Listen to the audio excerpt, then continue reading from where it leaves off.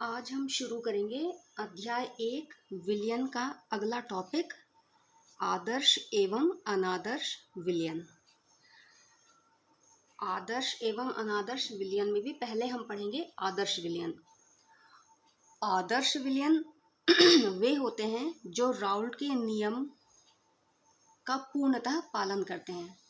जो आदर्श एवं अनादर्श विलयन है ये भी राउल्ट के नियम के आधार पर, राउल्ट के नियम का के पालन करने के आधार पर ही विलयनों को दो भागों में वर्गीकृत किया गया है। मुख्य रूप से राउल्ट के नियम के अनुसार ही, राउल्ट के नियम का पालन करने के आधार पर ही विलयनों को मुख्य रूप से दो भागों में वर्गीकृत किया गया है, जिसके आधार पर एक प्रकार के होते हैं आदर्श विलयन और दूसरे प्रकार के होते हैं अनादर्श विलयन।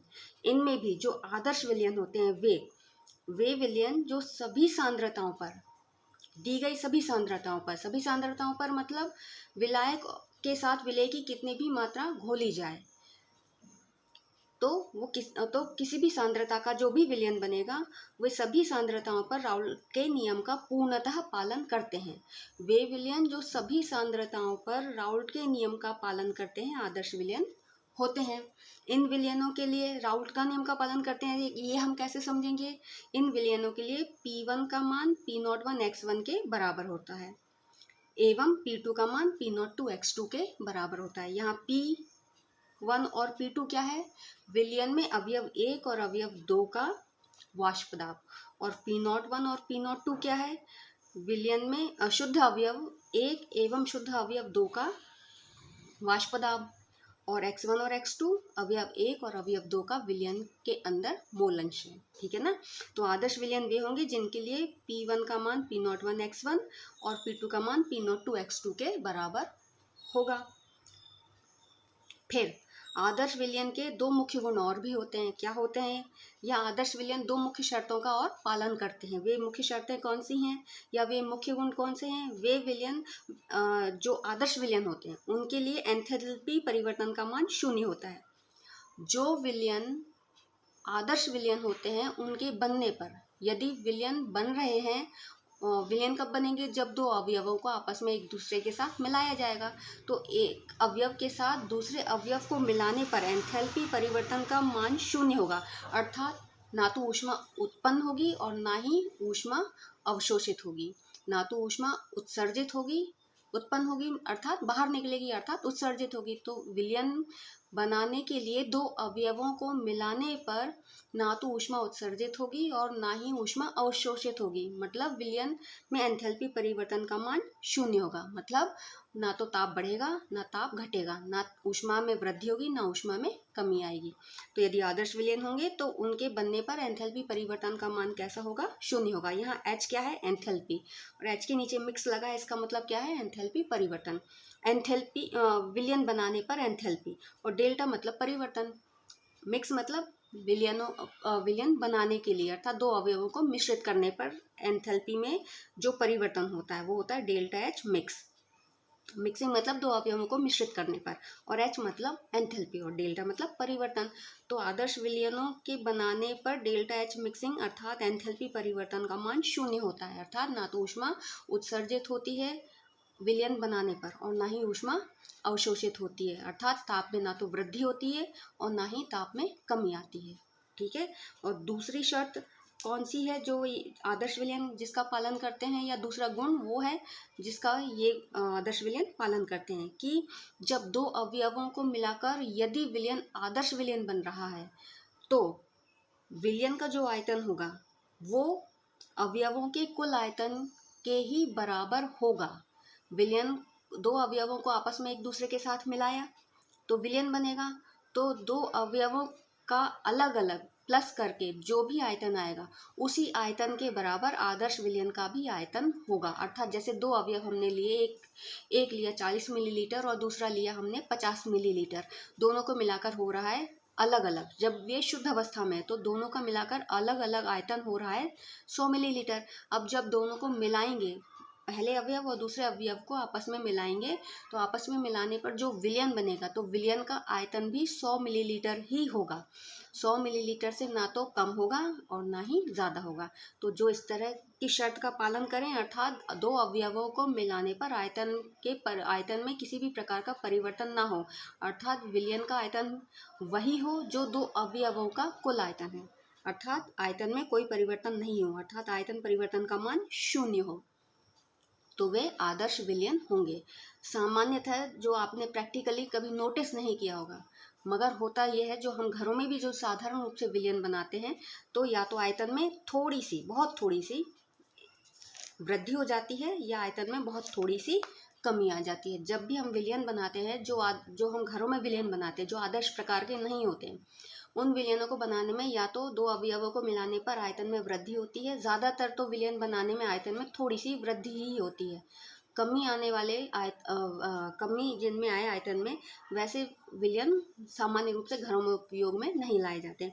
तो आदर्श विलयन यदि होगा तो आदर्श विलयन में दो अवयवों को मिलाने पर आयतन परिवर्तन का मान 0 होगा, अर्थात दो अवयवों का जो शुद्ध अवस्था का कुल आयतन होगा वही आयतन हमारे विलयन बनाने के बाद भी आएगा, मतलब डेल्टा वी मिक्सिंग का मान 0 होगा।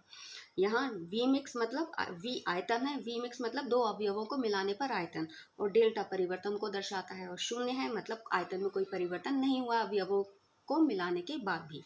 तो ये दो शर्तों का आदर्श विलयन पालन करते हैं अथवा ये दो गुण आदर्श विलयनों में पाए जाते हैं। सामान्य रूप से देखने में जो आता है प्रैक्टिकली भी सामान्य रूप से आदर्श प्रकार के विलयन कम ही पाए जाते हैं। आदर्श विलयनों को कुछ परिस्थितियों में बनाया जा सकता है परंतु सामान्य रूप से वे कम पाए जाते हैं। अब आणविक स्तर पर यदि बहुत गहराई में यदि हम अवलोकन करें, आणविक स्तर पर अर्थात बहुत सूक्ष्म रूप से यदि हम आदर्श विलयनों के व्यवहार का अवलोकन करें तो कैसे समझेंगे हम कि ये विलयन आदर्श हैं या अनादर्श हैं। तो आदर्श विलयन यदि होंगे तो अब मान लीजिए विलयन में दो अवयव हैं, तो अवयव एक के अणु को हम ए से दर्शाएं और अवयव दो के अणु को हम बी से दर्शाएं, तो अवयव एक के अणु के मध्य लगने वाला आकर्षण बल होगा ए और अवयव दो के अणुओं के मध्य लगने वाला आकर्षण बल होगा बी। ठीक है, अब जब दोनों अवयवों को मिलाकर हम विलयन बना दें तो अवयव एक के साथ अवयव दो के अणु आपस में घुल जाएंगे, तो दोनों अवयवों के अणु जब घुलेंगे तो ए के अणु अणु बी के साथ उनके बीच में भी आकर्षण बल होगा, कोई ना कोई आकर्षण बल होगा, तभी तो वे आपस में विलयन बना रहे हैं। तो दो अवयव हैं जिनमें दो प्रकार की अन्योन्य क्रियाएं हो रही हैं, एक हो रही है ए प्रकार की, दूसरी हो रही है बी प्रकार की, अर्थात अवयव ए के अणुओं के बीच लगने वाला आकर्षण बल और अवयव बी के अणुओं के बीच लगने वाला आकर्षण बल, और जब दोनों को मिला देंगे तो दोनों अवयवों के अणुओं के बीच लगने वाला आकर्षण बल ए बी होगा। यदि दो अवयव जिन्हें हमने आपस में मिलाया है उनमें अवयव ए और अवयव बी के मध्य लगने वाला आकर्षण बल ए बी आकर्षण बल के बराबर है, मतलब ए के बीच लगने वाला आकर्षण बल बी के बीच लगने वाला आकर्षण बल ए और बी के बीच लगने वाले आकर्षण बल के मान के बराबर है, तो बनने वाला विलयन कैसा होगा, हमारा आदर्श विलयन होगा।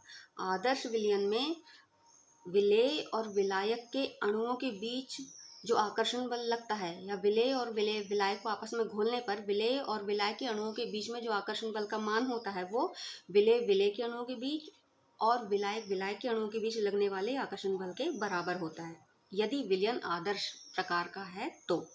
ठीक है ना, आदर्श विलयन में क्या होगा, ए आकर्षण बल बी आकर्षण बल का मान ए बी आकर्षण बल के बराबर होगा। ठीक है, तो ये हमारे आदर्श विलयन के मुख्य गुण हुए। आदर्श विलयन के उदाहरण ज़रूर याद रखने हैं, उदाहरण तो हर चीज़ के ध्यान रखने हैं क्योंकि उदाहरण से ही हम चीज़ों को अच्छे से समझ पाते हैं। यदि हम एन हेक्सेन और एन हेप्टेन को मिलाते हैं तो आदर्श विलयन बनता है, एन हेक्सेन और एन हेप्टेन को मिलाने पर आदर्श विलयन बनता है। ब्रोमोएथेन और क्लोरोएथेन का विलयन भी एक आदर्श विलयन का उदाहरण है। ब्रोमोएथेन और क्लोरोएथेन का विलयन भी आदर्श विलयन का उदाहरण है। बेंजीन और टोलुइन का मिलाने पर भी जो विलयन बनता है वो आदर्श विलयन बनता है। ठीक है, तो ये कुछ उदाहरण हैं जो हमारे आदर्श विलयन के उदाहरण हैं। इसमें से 1 मार्क का क्वेश्चन भी पूछा जा सकता है कि बेंजीन एवं टॉलुइन का विलयन उदाहरण है, तो आप इसका आंसर क्या होगा? आदर्श विलयन का उदाहरण है।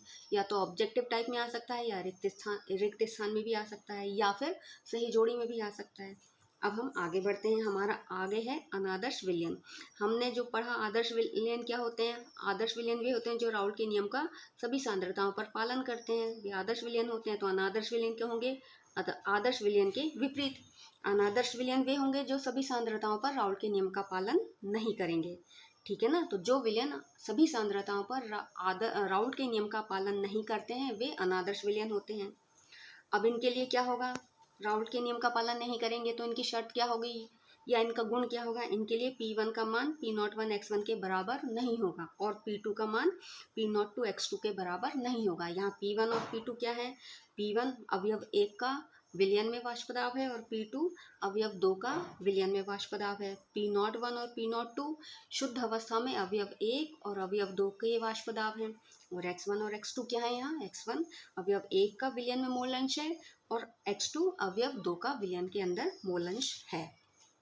ठीक है, तो अनादर्श विलयन वे होते हैं जो सभी सांद्रताओं पर राउल्ट के नियम का पालन नहीं करते हैं, वे अनादर्श विलयन होते हैं। ठीक है, अब हम बढ़ते हैं आगे। अब हम आगे अनादर्श विलयन के कुछ और गुणों को भी समझेंगे। अब आदर्श विलयन के कुछ और गुण क्या होते हैं? जैसे आदर्श विलयन के भी गुण हमने देखे थे, उसी प्रकार हम अनादर्श विलयन के भी गुण देखेंगे। उसके पहले हमें आदर्श विलयन, क्योंकि अनादर्श विलयन वे होते हैं जो राउल्ट के नियम का पालन नहीं करते हैं। हमने क्या देखा? राउल्ट के नियम का पालन नहीं करते हैं, इसका मतलब क्या हुआ? इनके लिए P1 का मान P01 x1 के बराबर नहीं होता और P2 का मान P02 x2 के बराबर नहीं होता है। इससे हम क्या समझेंगे? यदि बराबर नहीं होगा तो इसका मतलब क्या होगा? या तो कम होगा या ज़्यादा होगा। अब कम या ज़्यादा होगा उस आधार पर अनादर्श विलयन 2 प्रकार के होते हैं। मतलब राउल्ट के नियम से ये विचलन दर्शाते हैं। जो अनादर्श विलयन राउल्ट के नियम से विचलन दर्शाते हैं वो 2 प्रकार का विचलन दर्शाते हैं। कम होगा तो धनात्मक विचलन दर्शाने वाले विलयन होंगे और ज़्यादा होगा तो ऋणात्मक विचलन दर्शाने वाले विलयन होंगे। जब राउल्ट के नियम से विचलन दर्शाएंगे और वाष्प दाब का मान कम होगा तो धनात्मक विचलन दर्शाने वाले विलयन होंगे, और जब राउल्ट के नियम से विचलन दर्शाएंगे और मान कम होगा अर्थात वाष्प दाब का मान अधिक होगा तो ऋणात्मक विचलन दर्शाने वाले विलयन होंगे। अब ये कम या अधिक को हम आगे समझते हैं। यदि धनात्मक विचलन दर्शाने वाले अनादर्श विलयन हैं तो क्या होगा? इनके लिए ए बी अन्योन्य क्रियाएं अर्थात विलेय और विलायक के अणुओं के बीच लगने वाले जो आकर्षण बल के मान है वो ए बी बी अन्योन्य क्रियाओं की तुलना में कमजोर होंगे। मतलब 2 घटक लिए हमने, दोनों को मिलाया तो घटक 1 और घटक 2 के बीच लगने वाले आकर्षण बल के मान ए और बी हैं, और जब दोनों को मिला दिया तो दोनों को मिलाने के बाद दोनों के अणुओं के बीच लगने वाले आकर्षण बल के मान ए बी है। तो ए बी आकर्षण बल का मान ए बी से कम होगा। ए बी आकर्षण बल का मान ए बी की तुलना में कम होगा। मतलब विलेय और विलायक के बीच लगने वाले आकर्षण बल का मान विलेय और विलायक के अणुओं के बीच लगने वाले आकर्षण बल से कम होगा। अब ये आप समझते ही हैं कि आकर्षण बल का मान यदि विलेय और विलायक जिनको मिलाकर हमने विलयन बनाया है, विलयन में विलेय और विलायक के अणुओं के बीच में लगने वाला आकर्षण बल यदि कम है तो क्या होगा? अणु आपस में जो जुड़े हैं वो कमजोर बंधों से जुड़े हैं। कमजोर बंधों से जुड़े हैं तो उन्हें दूर करना आसान है, अर्थात थोड़ी सी भी ऊष्मा देकर या थोड़ी सी भी मात्रा में ऊर्जा देकर हम उन अणुओं को अर्थात विलेय और विलायक के अणुओं को आपस में एक दूसरे से दूर कर सकते हैं। मतलब कम ताप पर ही यदि विलयन धनात्मक विचलन दर्शाने वाले हैं तो उन्हें कम ताप पर ही गर्म करेंगे और कम ताप पर ही गर्म करने पर भी विलेय और विलायक के अणु आपस में जो एक जुड़े हुए थे वो एक दूसरे से अलग हो जाएंगे और वाष्प अवस्था में चले जाएंगे। तो क्या होगा? यदि हम कम ताप पर ही उन्हें उबाल रहे हैं और उबालने पर सरलता से उनके बीच में जो बंध हैं, विलेय और विलायक के अणु के बीच में लगे हुए जो बंध हैं वो सरलता से टूट जाएंगे, तो विलायक और विलेय के अणु आपस में एक दूसरे से अलग हो जाएंगे और वे सरलता से एक दूसरे से अलग होकर वाष्प में चले जाएंगे। तो वाष्प जल्दी बनेगी और वाष्प अधिक मात्रा में भी बनेगी। जब वाष्प जल्दी बनेगी और वाष्प अधिक मात्रा में भी बनेगी तो क्या होगा, वाष्प अधिक मात्रा में बन रही है तो वाष्प दाब भी अधिक होगा। अर्थात धनात्मक विचलन दर्शाने वाले विलयन का वाष्प दाब राउल्ट के नियम से प्राप्त वाष्प दाब की तुलना में अधिक होगा। धनात्मक विचलन दर्शाने वाले विलयन का वाष्प दाब राउल्ट के नियम से प्राप्त वाष्प दाब की तुलना में अधिक होगा। तो इनके लिए क्या होगा, P1 का मान P01 x1 से अधिक होगा और P2 का मान P02 x2 से अधिक होगा। धनात्मक विचलन दर्शाने वाले विलयन का वाष्प दाब राउल्ट के नियम से प्राप्त वाष्प दाब की तुलना में अधिक होगा। अतः इनके लिए P1 का मान P01 x1 से अधिक होगा और P2 का मान P02 x2 से अधिक होगा। और साथ ही इनके दो गुण और होंगे। एक पहला गुण क्या होगा कि क्योंकि धनात्मक विचलन दर्शाने वाले ये विलयन है, अतः इनके लिए जब दो अवयवों को मिलाया जाएगा तो अवयवों को मिलाने पर जो विलयन बनेगा उस विलयन के बनने में ऊष्मा अवशोषित होगी। ऊष्मा अवशोषित होगी अर्थात विलयन की ऊष्मा बढ़ेगी। विलयन की ऊष्मा बढ़ेगी अर्थात डेल्टा H का मान धनात्मक होगा। मतलब एंथैल्पी परिवर्तन का मान धनात्मक होगा। क्यों? क्योंकि विलयन के बनने पर ऊष्मा का मान बढ़ रहा है, ऊष्मा के मान में वृद्धि हो रही है अर्थात डेल्टा H अर्थात एंथैल्पी परिवर्तन का मान धनात्मक होगा। ऊष्मा वृद्धि हो रही है, जिससे जब वृद्धि होती है तो हम धनात्मकता से दर्शाते हैं और कमी आती है तो ऋणात्मकता से दर्शाते हैं। अब ऊष्मा अवशोषित हो रही है विलयन के बनने में अर्थात विलयन की ऊष्मा बढ़ रही है, विलयन की ऊष्मा बढ़ रही है अर्थात डेल्टा H मिक्सिंग अर्थात एंथैल्पी परिवर्तन का मान धनात्मक होगा। इसी प्रकार जब दो अवयवों को मिलाएंगे और दोनों अवयवों को मिलाने पर यदि धनात्मक विचलन दर्शाने वाले विलयन बनते हैं तो आयतन दो अवयवों को मिलाने के बाद जो विलयन बनेगा उस विलयन का आयतन दो अवयवों के कुल आयतन की तुलना में थोड़ा सा अधिक होगा। जैसे मान लीजिए हमने लिया 40 मिलीलीटर एक अवयव और दूसरा अवयव लिया 60 मिलीलीटर, तो जब वे दोनों शुद्ध अवस्था में हैं तो उनका कुल आयतन हो रहा है 100 मिलीलीटर। मगर जब दोनों को मिला देंगे तो हो सकता है जो बनने वाला विलयन है यदि वह धनात्मक विचलन दर्शाता है तो बनने वाले विलयन का आयतन हो सकता है 101 मिलीलीटर हो सकता है 102 मिलीलीटर हो या 105 मिलीलीटर हो। कहने का मतलब ये है कि यदि धनात्मक विचलन दर्शाने वाला विलयन यदि बन रहा है तो दो अवयवों को मिलाने पर विलयन का आयतन दो अवयवों के कुल आयतन से थोड़ा सा अधिक होगा। तो आयतन अधिक होगा मतलब डेल्टा V मिक्सिंग का मान धनात्मक होगा। क्योंकि आयतन में वृद्धि हुई है तो आयतन परिवर्तन का मान कैसा होगा, धनात्मक होगा। मतलब आयतन में जो परिवर्तन होगा वो मान धनात्मक होगा। मतलब आयतन थोड़ा सा बढ़ जाएगा। कब बढ़ेगा, जब दो अवयवों को आपस में एक दूसरे के साथ मिलाकर विलयन बनाएंगे तो विलयन बनाने पर जो आयतन होगा वो आयतन धनात्मक होगा। मतलब आयतन परिवर्तन का मान धनात्मक होगा। अब इसके उदाहरण देखते हैं। CH2 अर्थात कार्बन डाइसल्फाइड व एसीटोन का मिश्रण। मतलब CH2 को एसीटोन में मिलाएंगे तो जो विलयन बनेगा वह धनात्मक विचलन दर्शाने वाले विलयन का उदाहरण होगा। CH2 मतलब कार्बन डाइसल्फाइड, एसीटोन अर्थात CH3COCH3। एक अन्य उदाहरण लेते हैं। CH3CH2OH का जल में विलयन। CH3CH2OH अर्थात एथेनॉल या एथिल एल्कोहल का जल में विलयन। एक और उदाहरण लेते हैं। एसीटोन व बेंजीन का विलयन। एसीटोन जो हमने यहाँ लिया है वही यहाँ है, इस एक और विलयन में है एसीटोन CH3COCH3। इसका विलयन बेंजीन के साथ बनाया है, बेंजीन अर्थात C6H6। तो ये कुछ उदाहरण हैं धनात्मक विचलन दर्शाने वाले विलयनों के। उदाहरण आपको सभी याद रखने हैं। उदाहरण याद रखना ज़रूरी है चीज़ों को अच्छे से समझने के लिए। अब हम बढ़ते हैं आगे ऋणात्मक विचलन दर्शाने वाले विलयन की ओर। ऋणात्मक विचलन दर्शाने वाले विलयन, जैसा कि हमने समझा कि धनात्मक आदर्श विलयन से विपरीत व्यवहार होता है अनादर्श विलयन का, उसी प्रकार ऋणात्मक विचलन दर्शाने वाले विलयनों का व्यवहार होता है धनात्मक विचलन दर्शाने वाले विलयनों के बिल्कुल विपरीत। ऋणात्मक विचलन दर्शाने वाले विलयन धनात्मक विचलन दर्शाने वाले विलयनों की तुलना में बिल्कुल विपरीत व्यवहार दर्शाते हैं। मतलब जो गुण उनमें पाए जाते हैं उनके विपरीत गुण ऋणात्मक विचलन दर्शाने वाले विलयनों में पाए जाते हैं। कैसे, वो देखेंगे।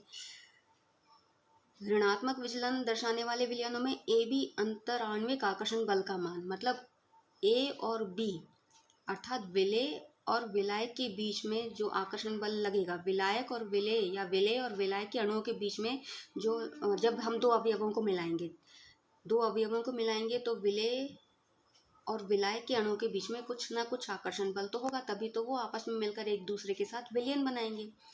दो अवयव जिनको हमने आपस में मिलाया है, तो मिलाने के बाद दोनों अवयवों के अणुओं के बीच में लगने वाला आकर्षण बल अर्थात ए बी आकर्षण बल का मान ए बी बी अंतराण्विक आकर्षण बल से अधिक होता है। अर्थात विलेय और विलायक को मिलाने के बाद विलेय विलायक के बीच लगने वाले आकर्षण बल का मान विलेय विलेय विलायक विलायक आकर्षण बल से अधिक होता है। अंतराण्विक आकर्षण बल अर्थात दो अणुओं के बीच में, विलेय और विलायक के अणुओं के बीच में, दो अणुओं के बीच में लगने वाले आकर्षण बल का मान। तो विलेय विलेय और विलायक विलायक के अणुओं के मध्य लगने वाले आकर्षण बल की तुलना में विलेय विलायक के आकर्षण बल का मान अधिक होता है। जब हम दो अवयव जो कि शुद्ध अवस्था में हैं, तो उनके बीच में लगने वाला आकर्षण बल है ए और बी। अब जब दो अवयवों को मिला दिया, तो दो अवयवों के अणुओं के मिलाने के बाद दो अणुओं के बीच में जो आकर्षण बल का मान होगा वो होगा ए बी। तो दो अवयवों के मिलाने के बाद जो ए बी आकर्षण बल का मान होता है वो ए और बी आकर्षण बल से अधिक होता है। अर्थात विलयन में विलेय और विलायक के अणुओं के बीच लगने वाले आकर्षण बल का मान विलेय विलेय और विलायक विलायक अणुओं के बीच लगने वाले आकर्षण बल के मान से अधिक होता है। अर्थात विलेय और विलायक के अणु अधिक मजबूती से जुड़े होते हैं विलेय विलेय और विलायक विलायक के अणुओं की तुलना में। अब जब विलेय और विलायक के अणु विलयन में विलेय और विलायक के अणु आपस में अधिक मजबूत आकर्षण बल से जुड़े होंगे, तो क्या होगा, उन्हें दूर करने के लिए अधिक ऊर्जा या अधिक ऊष्मा की आवश्यकता होगी। दूर करने के लिए अधिक ऊर्जा या ऊष्मा की आवश्यकता होगी, मतलब वाष्प सरलता से नहीं बनेगी, क्योंकि हम क्या पढ़ रहे हैं, वाष्प दाब पढ़ रहे हैं। हम पढ़ रहे हैं राउल्ट का नियम जो संबंधित है वाष्प दाब से। तो ए बी आकर्षण बल का मान अधिक है किसके तुलना में, ए और बी की तुलना में। इसका मतलब क्या है, विलेय और विलायक के अणुओं के बीच में लगने वाले आकर्षण बल का मान अधिक है। विलेय और विलायक के अणुओं के बीच में लगने वाले आकर्षण बल का मान अधिक है, मतलब विलेय और विलायक के अणुओं को दूर करने के लिए अधिक ऊर्जा की आवश्यकता या अधिक ऊष्मा की आवश्यकता है।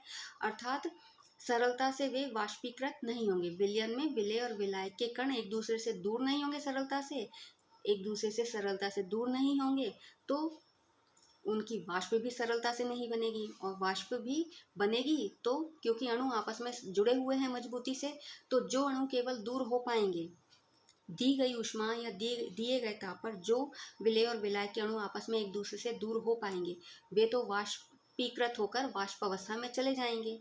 तो ऐसा करने से क्या होगा, सभी अणु वाष्पीकृत होकर वाष्प अवस्था में नहीं जा पाएंगे। तो क्या होगा, जो अणु वाष्पीकृत होकर वाष्प अवस्था में चले जाएंगे केवल उनकी वाष्प होगी। तो जब विलेय और विलायक के अणु सरलता से वाष्पीकृत नहीं होंगे, तो वाष्प भी कम बनेगी। क्यों, क्योंकि विलेय और विलायक के बीच लगने वाला आकर्षण बल अधिक है। तो विलेय और विलायक के बीच लगने वाले आकर्षण बल को तोड़ने के लिए अधिक ऊर्जा चाहिए। तो जो हम ऊर्जा दे रहे हैं, उस ऊर्जा या उस ऊष्मा या उस ताप पर जो विलेय और विलायक के अणु आपस में एक दूसरे से अलग हो जाएंगे, वे वाष्प अवस्था में चले जाएंगे और उन्हीं की वाष्प होगी और उन्हीं का वाष्प दाब होगा। तो यहाँ आकर्षण बल अधिक है विलेय और विलायक के अणुओं के बीच, और आकर्षण बल अधिक है, तो जो विलेय और विलायक के अणुओं के बीच का आकर्षण बल आपस में, जो विलेय और विलायक आपस में जो जिन अंतराण्विक आकर्षण बलों से जुड़े हुए हैं, दी गई ऊष्मा या ऊर्जा या ताप पर, वो अपने बीच लगने वाले आकर्षण बल को तोड़कर वाष्प अवस्था में जाते हैं। वो वाष्प अवस्था में चले जाएंगे और उनकी वाष्प होगी और उन्हीं का वाष्प दाब होगा। तो यहाँ क्या होगा, यहाँ वाष्प कम होगी तो वाष्प दाब भी कम होगा। मतलब वाष्प दाब, जो ऋणात्मक विचलन दर्शाने वाले विलयन जो हैं, उनका वाष्प दाब राउल्ट के नियम के द्वारा प्राप्त वाष्प दाब की तुलना में कम होगा, क्योंकि वाष्प अवस्था में ऋणात्मक विचलन दर्शाने वाले विलयन में कम वाष्प है।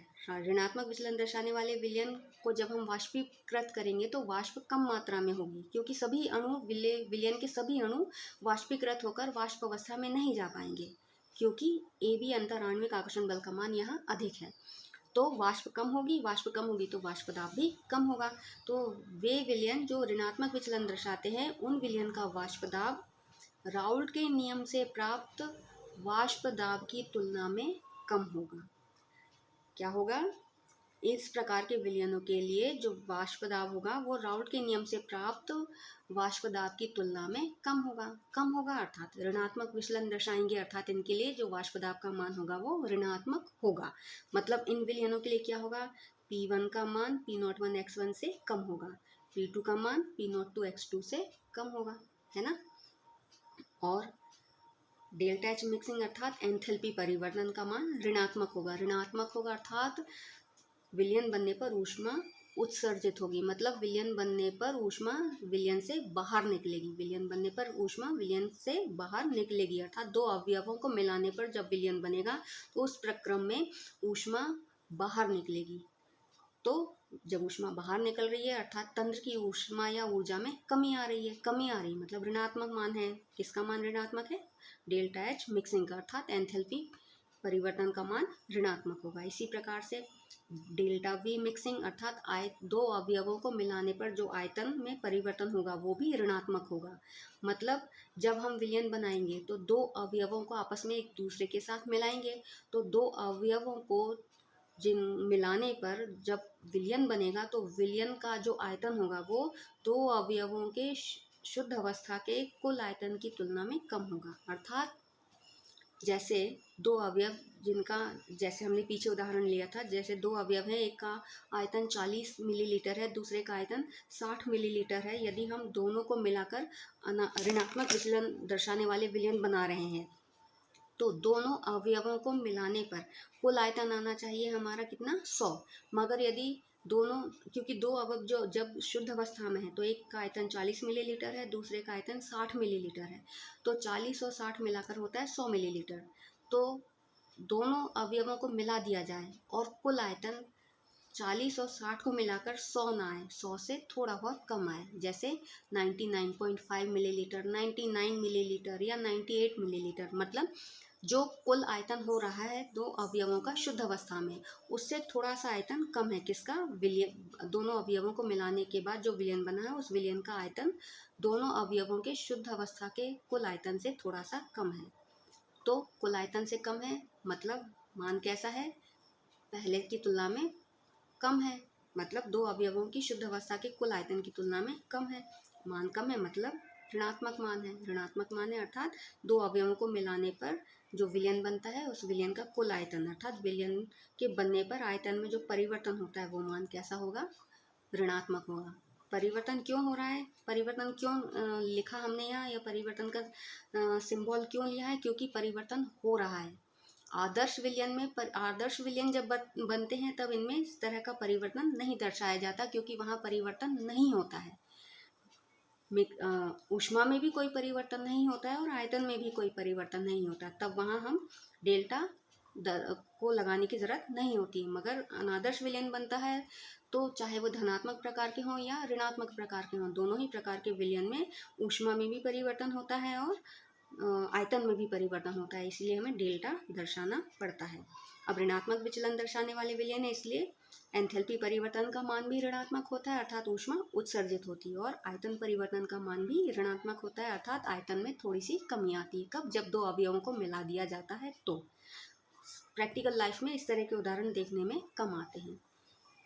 इनका उदाहरण है क्लोरोफॉर्म व एसीटोन का विलयन। क्लोरोफॉर्म होता है CHCl3 और एसीटोन होता है CH3COCH3।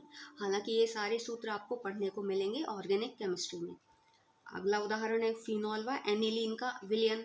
फिनॉल होता है C6H5OH और एनिलीन होता है C6H5NH2। फिनॉल होता है C6H5OH और एनिलीन होता है C6H5NH2। HCl व जल का विलयन। HCl तो आपको पता ही है, जब HCl शुद्ध अवस्था में होगा तब इसे हाइड्रोजन क्लोराइड गैस कहते हैं, मगर जब इसे जल के साथ मिलाकर विलयन बनाएंगे तब इसे हाइड्रोक्लोरिक अम्ल कहेंगे। तो ये कुछ उदाहरण है हमारे ऋणात्मक विचलन दर्शाने वाले विलयन के।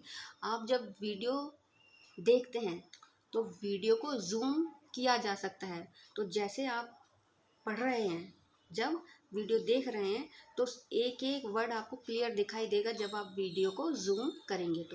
तो जूम करके आप वीडियो को समझने की कोशिश किया करिए, ताकि आप वीडियो में जो नोट्स जिनसे मैं पढ़ा रही हूँ उन नोट्स को देखकर आप अपने खुद के नोट्स भी तैयार कर सकें, जिससे आपको कोचिंग लगाने की ज़रूरत नहीं पड़ेगी। आप जब देखते हैं तो वीडियो को जूम किया करिए। वीडियो को जूम करेंगे तो आपको एक एक अक्षर क्लियर दिखाई देगा। ठीक है, कोई डाउट हो तो आप कमेंट करके पूछिए। आज के लिए इतना काफ़ी है। कल हम पढ़ेंगे स्थिर क्वाथी मिश्रण और नया टॉपिक शुरू करेंगे अनुसंख्य गुणधर्म। कल हम एक टॉपिक तो पढ़ेंगे स्थिर क्वाथी मिश्रण और नया टॉपिक शुरू करेंगे अनुसंख्य गुणधर्म। आज के लिए इतना काफ़ी है।